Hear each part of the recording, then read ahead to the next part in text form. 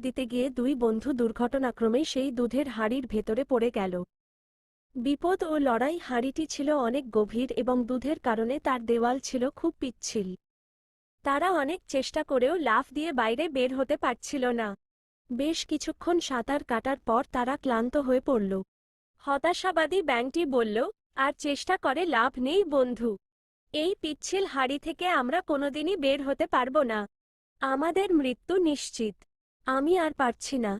এই বলে সে হাত পা ছেড়ে দিল এবং কিছুক্ষণের মধ্যেই দুধের গভীরে ডুবে মারা গেল।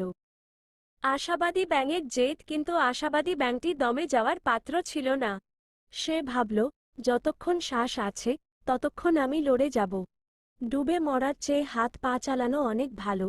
সে অবিরাম সাঁতার কাটতে লাগল এবং পা দিয়ে দুধের ওপর ক্রমাগত আঘাত করতে থাকল। অলৌকিক ফলাফল। দীর্ঘক্ষণ ধরে ব্যাঙটির অনবরত পা ছোড়ার ফলে দুধের ভেতরে এক ধরনের মন্থন প্রক্রিয়া তৈরি হল। ধীরে ধীরে দুধের ওপর ঘন মাখন জমতে শুরু করল। একসময় মাখনের স্তরটি এতই শক্ত হয়ে গেল যে ব্যাঙটি তার ওপর দাঁড়িয়ে অনায়াসেই লাফ দিয়ে হাঁড়ির বাইরে বেরিয়ে এল।